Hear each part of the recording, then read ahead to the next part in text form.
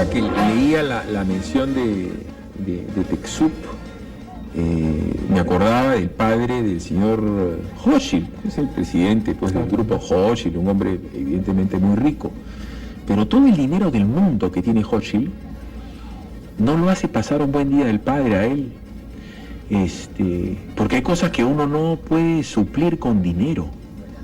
Al papá de Hochschild lo acribillaron cerca de su casa y lo hicieron añicos al señor, ¿no? En la época que la minería no era fácil en el Perú, porque ahora vamos a decir, este es un juego de niños, comparado, pese a lo que ahora hay los guaraqueros y emerretistas que están metidos con Sendero Luminoso y con Tierra y Libertad y con Sembrando y tal.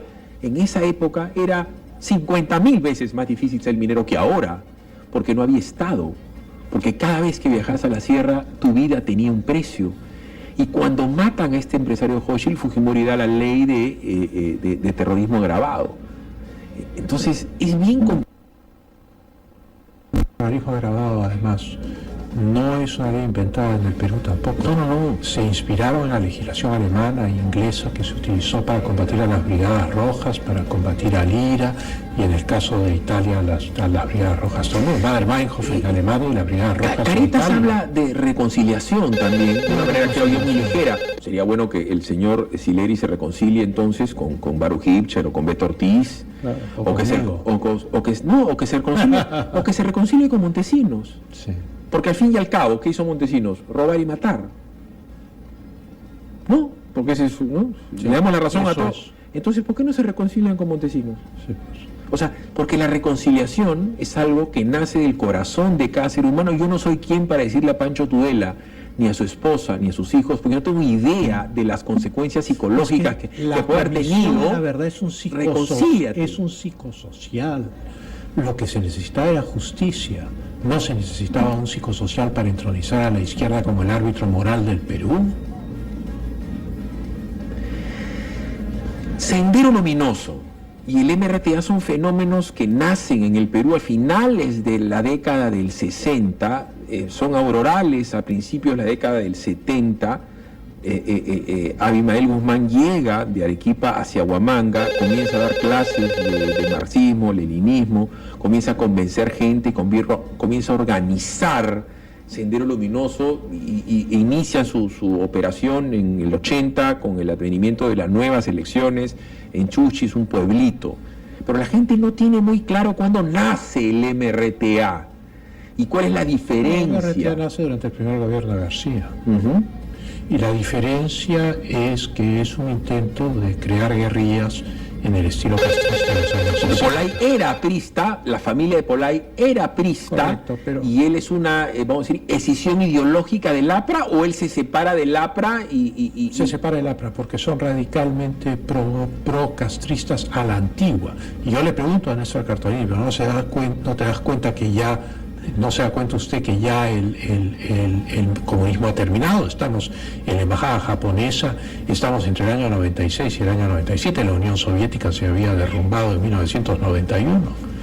Y entonces ahí él dice, sí. ¿De qué se financiaba? Porque la logística... La razón de la toma de la embajada, o una de las razones, era conseguir la liberación de Polay. A mí el árabe me dice... si ustedes liberan a Polay, nos olvidamos de todo lo demás y nos vamos. Y entonces al principio pedía la liberación de todo, ¿no? A Tito Cruz le dije, ¿y por qué Polay? Y la respuesta de Tito Cruz fue porque tiene el poder económico. A buen entendedor, pocas palabras. Él sabe dónde está el billete, ¿no? 8:25, estamos con Francisco Tudela, al cual le ruego ponerse los auriculares, y yo invito a los chicos menores de 30 años a que llamen. Yo entiendo que los testimonios de la gente de mi generación y de los cincuentones y sesentones son muy valiosos, pero yo les ruego a esa gente tratar de abstenerse en las llamadas para que llamen chicos que tienen 22, 23, 24, 25 años, 30 años, que prácticamente no vivieron la época más triste de la historia del Perú, ¿no? La década del 80 y el terrorismo demencial. Nada parecido a eso, ni siquiera la guerra con Chile, donde los chilenos llegaron hasta Cajamarca con la expedición Lynch. 212-5353-0824-802. Opine junto con Francisco Tudela sobre los fenómenos terroristas y genocidas de Sendero Luminoso y el MRTA. Muy buenos días, tu opinión importa. Aló, Fili, buenos días. Sí, buenos días. ¿Cómo estás? Te saluda Claudia. ¿Qué tal? Te escucha Francisco Tudela. Sí, señor Tudela, muy buenos días. Muy buenos días. Mire, para mí, perdón, me olvido, los terroristas son terroristas. Acá en el Perú es el único país que parece que no tiene memoria. A los delincuentes se la deja libre, a las personas que los atacan, van presas, a los terroristas que mataron tanta gente. Soy esposa de policía que murió en Ayacucho dinamitado. A los deudos de los terroristas, a Beri y Loris le indemnizaron. A nosotros no nos dieron ni un sol. Pasamos años y años mendigando un sueldo. Miserable sueldo que nos tenían que dar. Tuve que trabajar de mucho para que mis hijos ahorita sean lo que son ahorita. Muy amable, señora. 8 de la mañana con 27. Yo no le puedo pedir un judío cuyo abuelo fue desdentado, cuya epidermis de su abuelo fue utilizada para hacer un tambor, a cuya abuela le sacaron los ojos para ver cómo resistía el dolor, a cuyo tío le cortaron un brazo para ver en cuánto tiempo moría, que se reconcilie con un nazi. No me entre en el cerebro eso. Como tampoco le puedo pedir a una señora cuyo hijo murió en la Cantuta que perdone a alguien del Grupo Colina. Tenemos una llamada de una chica de 29 años. Muy buenos días. No, buenos días, señor Philip. Buenos días, señor Francisco. ¿Qué tal? Buenos días. Bueno, para opinar un comentario sobre Sendero Luminoso, porque yo soy de Ayacucho Sur, nuestros padres nos contaron todo lo que, las barbaridades que hicieron, ¿no? Pero del MRTA no tenía mucha información. Entonces, cuando sale la noticia de Cárdenas, dicen el número 2 del MRTA. Y yo dije, wow, ¿quién es él? Entonces entro al internet para ver en el video quién es. Y sale videos de un minuto, que no se sabe quién es, quién hizo. Y por la radio, por lo que usted habla, yo recién me estoy enterando todo. Y ya, o sea, pero cultura general y para saber, porque mi familia nadie sabía de eso, imagínese. Y entonces habrá muchas personas así, y qué bueno que la radio nos informe así limpio, ¿no? Así la verdad. Gracias, muy amable. El 30% de los votantes, Pancho, tienen menos de 30 años. Ya, yo quisiera hacer dos comentarios que son muy importantes. En primer lugar, todo el proceso que dirigió la Comisión de la Desmemoria, no de la Memoria, la llamada Comisión de la Verdad y la Reconciliación, ha tendido a disculpar o a diluir los crímenes de los terroristas y a cargar las tintas sobre los crímenes que ciertos miembros de las Fuerzas Armadas cometieron, sin tomar en cuenta que las Fuerzas Armadas defendían a la sociedad y que, claro, como en toda organización, hay gente que comete crímenes. En cambio, los terroristas eran todos criminales sin excepción y, sin embargo, se busca justificarlos. Y la razón es que gente que ha predicado la lucha armada en las universidades pitucas no puede presidir una comisión de la verdad porque están sesgados y no son objetivos, primero. Y segundo, el Perú no necesitaba un psicoteatro, una escenificación de tipo político, como era la Comisión de la Verdad, sino que lo que el Perú necesitaba era justicia de verdad, donde los culpables, todos, fuesen condenados, y no es así.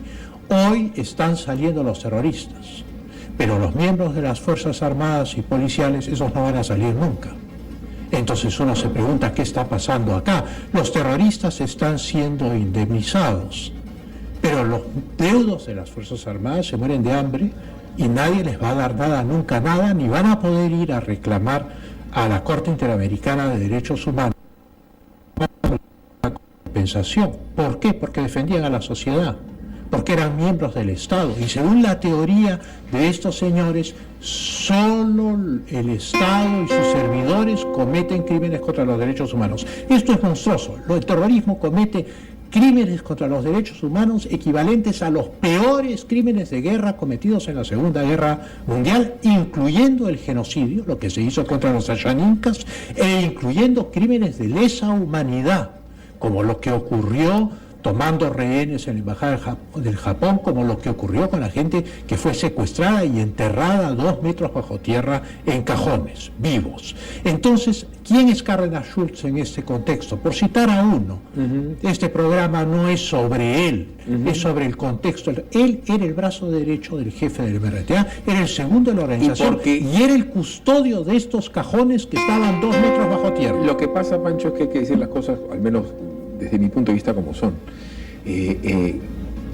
Esta historia la ha escrito los que perdieron, ¿no es cierto? Y en ningún lugar del mundo los que pierden escriben la historia. O sea, en Estados Unidos no consideran que Harry Truman es un genocida, porque tiró 2 bombas atómicas en Hiroshima y Nagasaki. Y en Estados Unidos, Obama salió diciendo que habían ellos matado a Osama Bin Laden, y de inmediato en cada plaza, en cada comarca de Estados Unidos salieron a vitorear a su presidente. Demócratas y republicanos, nadie le dice genocida ni asesino, cuando un comando, ¿no es cierto?, entró a un país ajeno y mató a su enemigo. Correcto. Yo lo he contado. Yo un día estaba en la central de Central Station de Nueva York después de September 11 y entró Colin Powell. Era vitoreado. Y acá en el Perú la gente no sabe quién es el general José William Zapata. No sabe. Vamos a la pausa y regresamos con más en Capital, la opinión de Pancho, tú le importa, son 8:32.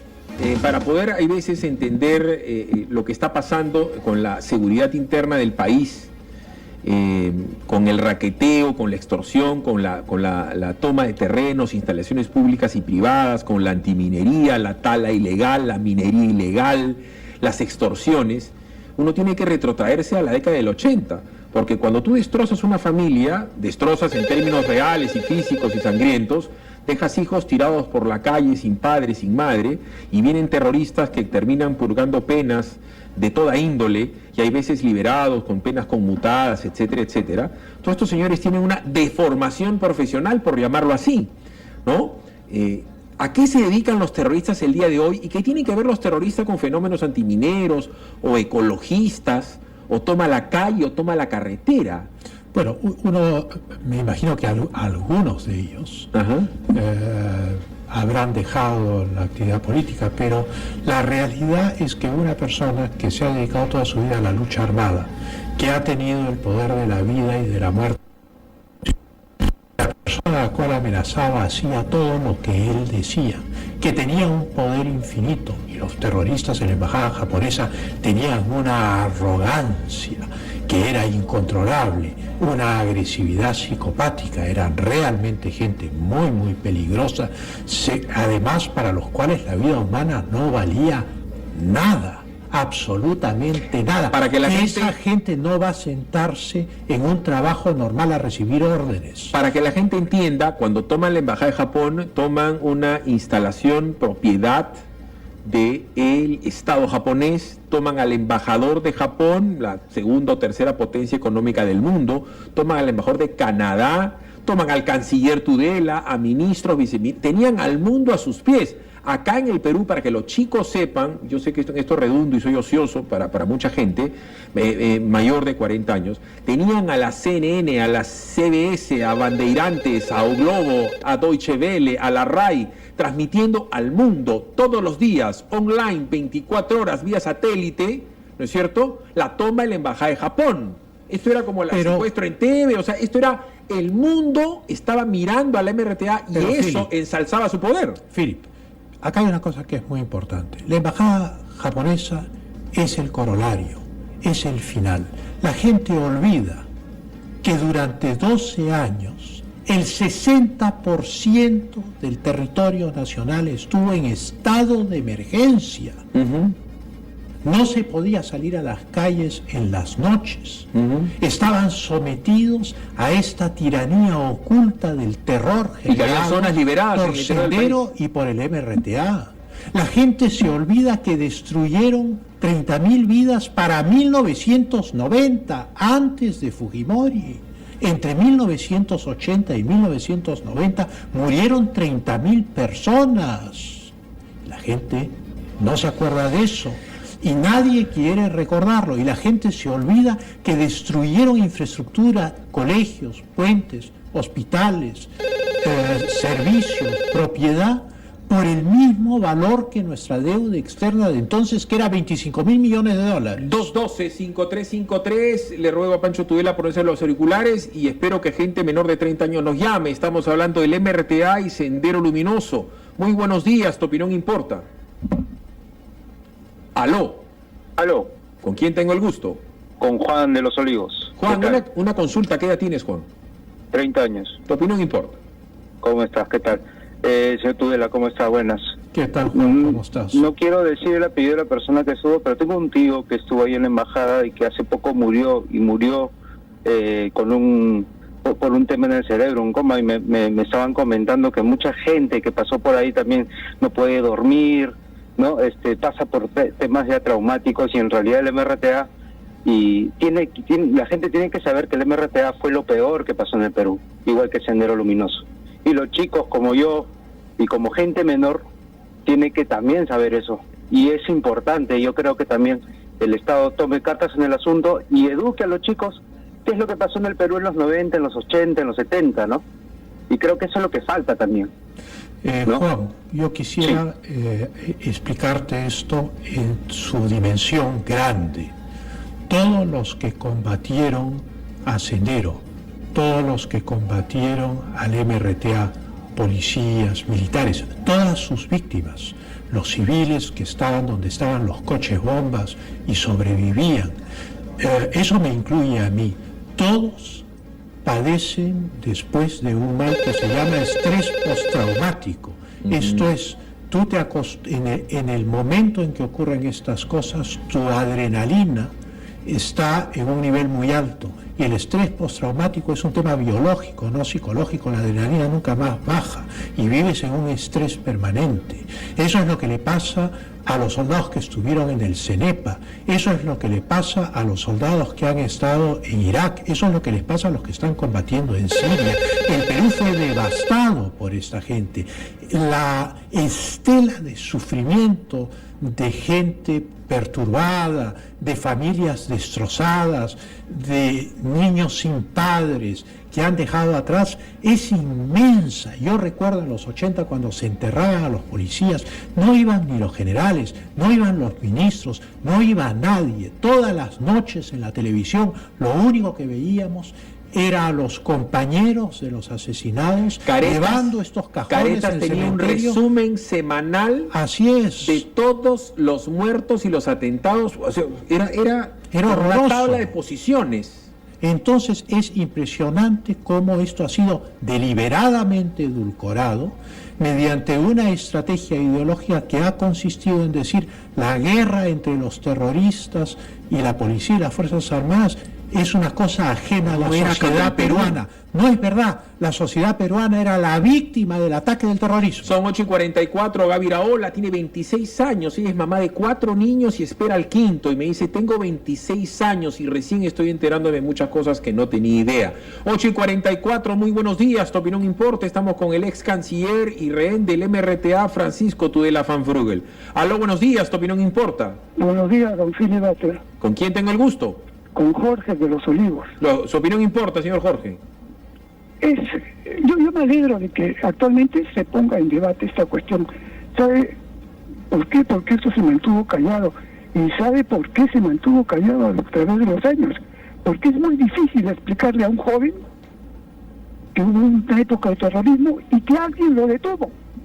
Y que se llamaba Alberto Fujimori. Y que Alberto Fujimori está preso. ¿Cómo le explicamos eso a los jóvenes?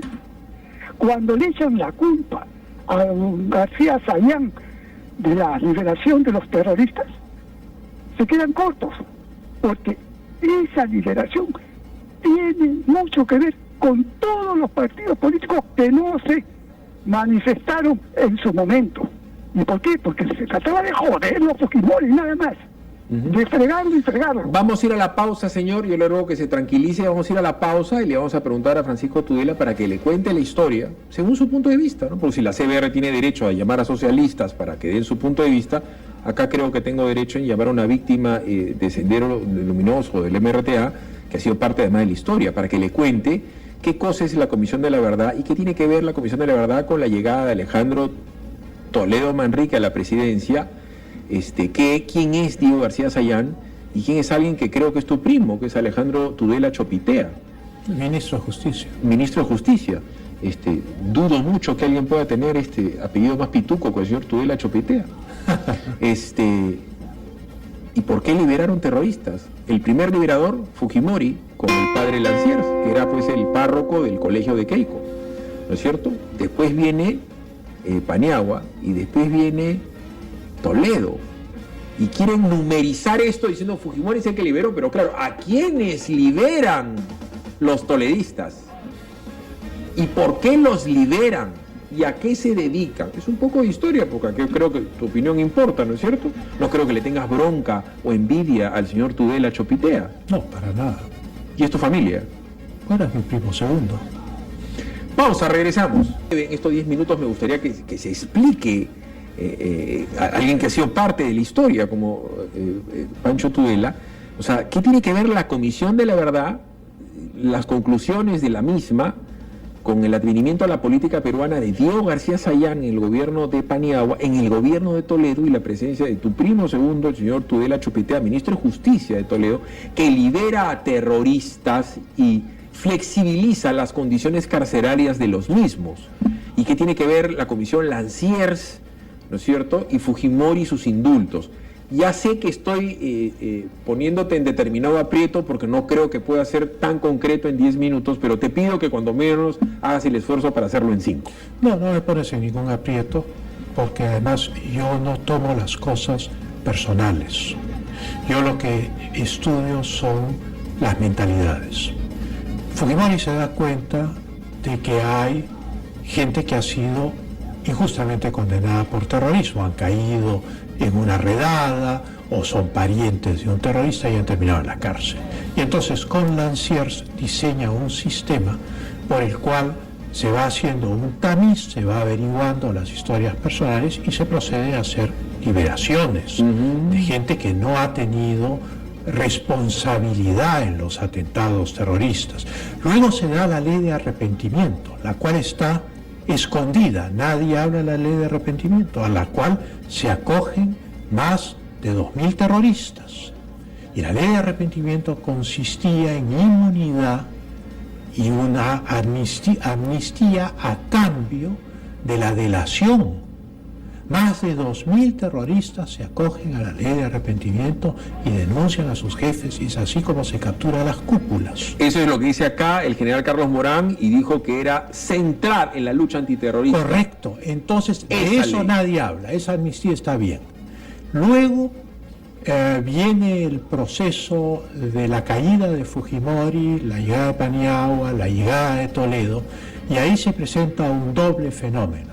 La izquierda, que ha estado escondida desde el final del gobierno militar, porque ha colaborado con el gobierno militar, porque han sido directores de periódicos expropiados, porque han sido jefes del Sinamos, porque han integrado el COAP, como el mismo Paniagua. Han sido miembros del gobierno militar, civiles cooperantes con una dictadura militar de 12 años sudamericana, de la peor época de Sudamérica. Esta gente salen de sus escondites y se suben al carro que la Comisión de la Verdad ha abierto. Se convierten en los moralistas que nos van a dar lecciones de democracia. Cuando han sido directores de periódicos expropiados, terminan en el régimen de Toledo como directores de la Biblioteca Nacional y cosas por el estilo. Silencio López. Claro. Entonces toda esta gente son un movimiento exculpatorio del terrorismo. ¿Por qué? Porque ellos han predicado la lucha armada, ellos han colaborado con una dictadura militar socialista que buscó acercarse a la Unión Soviética, a Cuba, a la Yugoslavia de Tito, etcétera, etcétera, etcétera.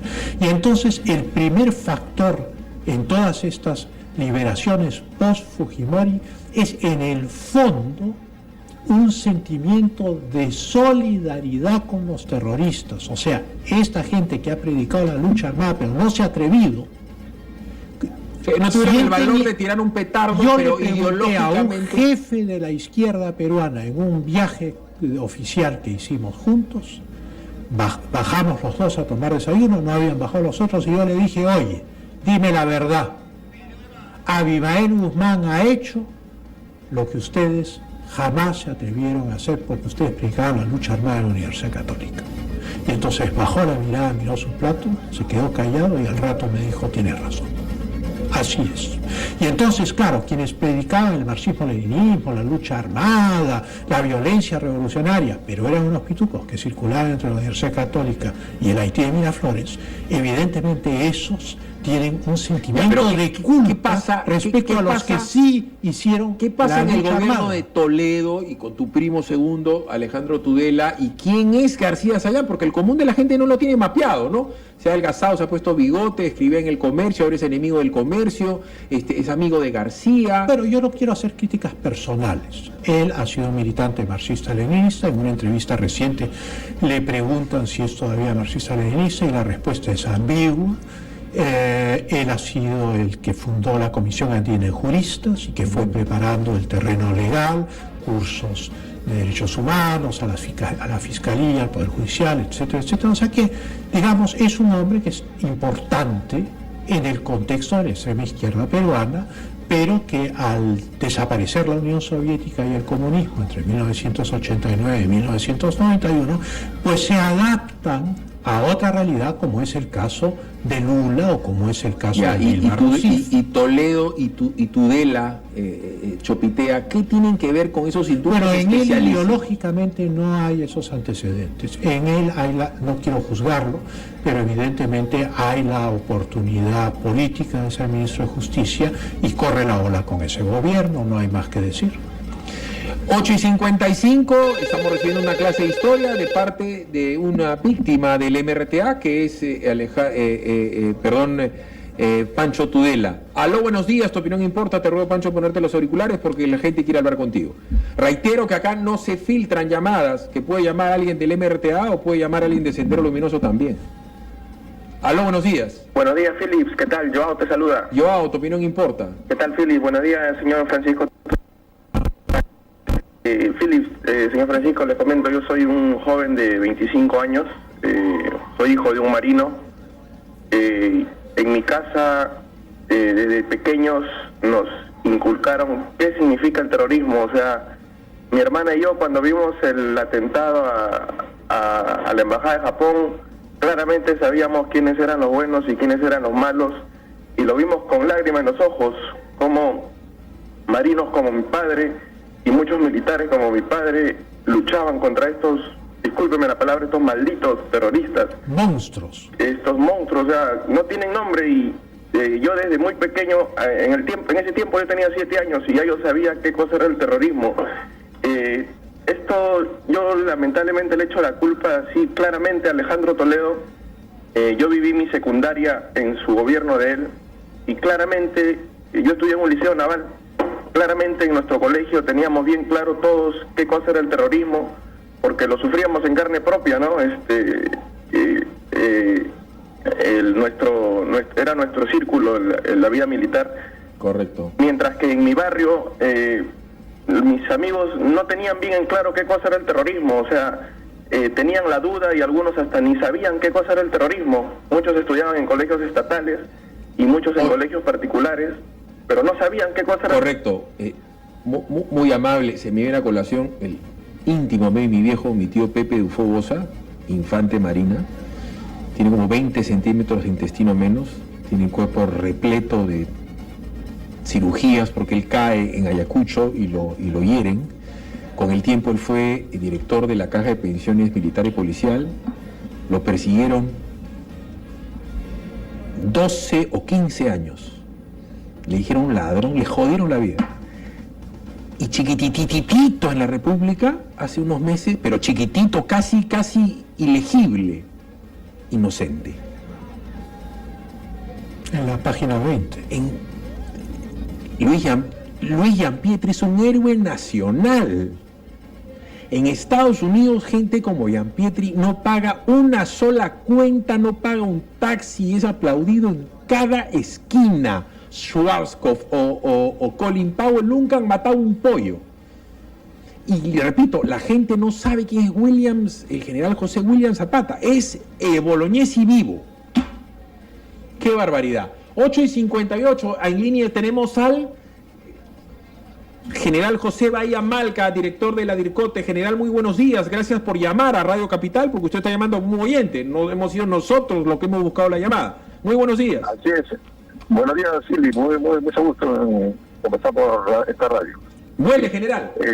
La preocupación mía es como padre de familia y como miembro de la Policía Nacional del Perú, en el sentido, muchas gracias por las palabras que el canciller respecto a descubrir y a evidenciar lo que se está haciendo en el trabajo ideológico del Sendero Luminoso del MRTA, ¿no? Entonces mi llamado es, también invitar al canciller. Nosotros tenemos una conferencia tipo como Dirección contra el Terrorismo de la Policía Nacional, que es terrorismo 35 años después, una visión retrospectiva. Y damos esta conferencia a jóvenes. Me da mucho que hacer que jóvenes llamen y de repente no conozcan qué cosa fue el terrorismo en los años 80 y 90, ¿no? La conferencia va dedicada a ellos para que sepan, y hacemos una invitación a las instituciones educativas a que pasen por la DIRCOTE y nos inviten a dar una conferencia en sus locales. Bueno, es que lo que tendría que hacer el gobierno mediante el Ministerio de Educación es volver a fomentar la educación cívico-militar en los colegios para que gente que luchó contra la subversión, heridos, gente que no tiene brazos, que no tiene piernas, que tiene las heridas en el cuerpo, vayan y cuenten también su verdad. Quique, seguramente tú lo vas a poner en contacto a Pancho Tudela con el general, ha sido muy amable. Pancho, son 9 de la mañana en punto, como siempre te agradezco. Decir una cosa muy importante. El MRTA y Sendero Luminoso no son sociedades anónimas inscritas en los registros públicos, lo que significa que no se extinguen porque son organizaciones clandestinas. Lo que pasa es que han cambiado su modo de actuar. Muchos de aquellos que han salido de las cárceles se han reintegrado a lo que podríamos llamar las redes de estas organizaciones. Pero como terminó el mundo de la Guerra Fría y ya no existen potencias marxistas-leninistas que puedan reconocer a un Estado surgido de la guerra revolucionaria o de la lucha armada, se han adaptado a los métodos de lucha de esta nueva era, que es la movilización social para impedir la realización de proyectos, el ecologismo, etcétera, etcétera, etcétera. En Alemania le han hecho cerrar 4 reactores nucleares a Angela Merkel. En el Perú han detenido 12 proyectos mineros que tenían líneas de crédito por 64.000 millones de dólares, y el Estado habría percibido en este periodo 4.800 millones de dólares en impuestos que hubieran ido a los hospitales, a los colegios, a las carreteras, y que el Estado no ha percibido por culpa de estas organizaciones integradas por esta gente que están en un proceso de mutación, de tal manera que esto no es una cosa del pasado. Voy a hablar de presente. Hoy en Alemania está proscrito y prohibido el nazismo. Hoy. Acá no está ni proscrito ni prohibido el MRTA ni Sendero Luminoso. Se alienta, se fomenta. Por dar un ejemplo, la señora Susana Villarán, con el billete que yo pago al SAT, organizó una ponencia para el librito de Abimael Guzmán.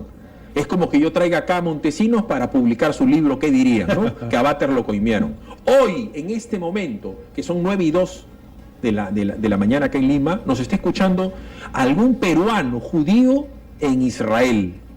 En Israel el día de hoy, en Jerusalén, en Nazaret, en Belén, en Galilea, está prohibido escuchar a Wagner. Esa música no se escucha porque es un insulto a la memoria de sus abuelos muertos. Bueno, mi mamá, que era holandesa, no podía escuchar a Wagner. Bueno, 9:02, Pancho ha sido muy amable. Muchas gracias, Felipe. Periódicamente, porque además me interesa tu opinión para algo que está saliendo en los periódicos continuamente y que a la gente le interesa, pero no se toca normalmente. ¿Quién es Vladimir Putin? Un tipo que tiene hackeado al mundo. No es un hijo de vecino. Es un tipo bastante más competente e inteligente que Obama, que los Bush juntos. Y es un tipo que viola espacios aéreos, que se mete con todo el mundo, que tiene presencia importante en Europa, en Asia, y podría también terminar teniendo presencia en Sudamérica. Le voy a agradecer a Pancho Tudela que se un salto por acá la próxima semana para hablar de qué está pasando con la geopolítica en el mundo, porque la verdad es que eso de la Tercera Guerra Mundial no parece tan descabellado. Pancho ha sido muy amable. Muchas gracias, Philip, por la invitación. 9:03, Pau. El único país que parece que no tiene memoria. A los delincuentes se la deja libre, a las personas que los atacan van presas, a los terroristas que mataron tanta gente. Soy esposa de policía que murió en Ayacucho dinamitado. A los deudos de los terroristas, a Beri Lorison le indemnizaron. A nosotros no nos dieron ni un sol. Pasamos años y años mendigando un sueldo. Miserable sueldo que nos tenían que dar. Tuve que trabajar de mucho para que mis hijos ahorita sean lo que son ahorita. Muy amable, señora. 8 de la mañana con 27. Yo no le puedo pedir un judío cuyo abuelo fue desdentado, cuya epidermis de su abuelo fue utilizada para hacer un tambor, a cuya abuela le sacaron los ojos para ver cómo resistía el dolor, a cuyo tío le cortaron un brazo para ver en cuánto tiempo moría, que se reconcilie con un nazi. No me entre en el cerebro eso. Como tampoco le puedo pedir a una señora cuyo hijo murió en la Cantuta que perdone a alguien del Grupo Colina. Tenemos una llamada de una chica de 29 años. Muy buenos días. No, buenos días, señor Philip. Buenos días, señor. Y en el caso de Italia, las Brigadas Rojas también. Bader-Meinhof en Alemania y las Brigadas Rojas. Caritas habla de reconciliación también, de una manera que hoy es muy ligera. Sería bueno que el señor Sileri se reconcilie entonces con Baruch Hipcher o con Beto Ortiz. Claro, o que se reconcilie con Montesinos. Sí. Porque al fin y al cabo, ¿qué hizo Montesinos? Robar y matar. ¿No? Porque ese es, ¿no? Sí, le damos la razón a todos. Es. Entonces, ¿por qué no se reconcilian con Montesinos? Sí, pues. O sea, porque la reconciliación es algo que nace del corazón de cada ser humano. Yo no soy quien para decirle a Pancho Tudela, ni a su esposa, ni a sus hijos, porque no tengo idea de las consecuencias psicológicas que puede haber tenido. La verdad es un psicosocial. Lo que se necesitaba era justicia. No se necesitaba un psicosocial para entronizar a la izquierda como el árbitro moral del Perú. Sendero Luminoso y el MRTA son fenómenos que nacen en el Perú a finales de la década del 60, son aurorales a principios de la década del 70. Abimael Guzmán llega de Arequipa hacia Huamanga, comienza a dar clases de marxismo, leninismo, comienza a convencer gente, comienza a organizar Sendero Luminoso e inicia su operación en el 80 con el advenimiento de las nuevas elecciones en Chuchis, un pueblito. Pero la gente no tiene muy claro cuándo nace el MRTA y cuál es la diferencia. El MRTA nace durante el primer gobierno de García. Uh-huh. Y la diferencia es que es un intento de crear guerrillas en el estilo castrista de los años 60. Polay era aprista, la familia de Polay era aprista. Correcto, pero... y él es una, vamos a decir, escisión ideológica del APRA, o él se separa del APRA Se separa del APRA porque son radicalmente pro-castristas a la antigua. Y yo le pregunto a Néstor Cartolini, pero no te das cuenta que ya... ¿No se da cuenta usted que ya el comunismo ha terminado? Estamos en la embajada japonesa, estamos entre el año 96 y el año 97, la Unión Soviética se había derrumbado en 1991. Y entonces ahí él dice sí. ¿De qué se financiaba? Porque la logística... La razón de la toma de la embajada, o una de las razones, era conseguir la liberación de Polay. A mí el árabe me dice... si ustedes liberan a Polay, nos olvidamos de todo lo demás y nos vamos. Y entonces al principio pedía la liberación de... Ahora que leía la mención de Texup, me acordaba del padre del señor Hochschild, que es el presidente pues, del grupo Hochschild, un hombre evidentemente muy rico, pero todo el dinero del mundo que tiene Hochschild no lo hace pasar un buen día del padre a él. Porque hay cosas que uno no puede suplir con dinero. Al papá de Hochschild lo acribillaron cerca de su casa y lo hicieron añicos al señor, ¿no?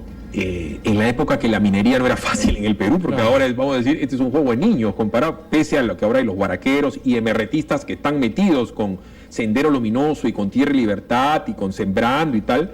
En esa época era 50.000 veces más difícil ser minero que ahora, porque no había Estado, porque cada vez que viajas a la sierra tu vida tenía un precio.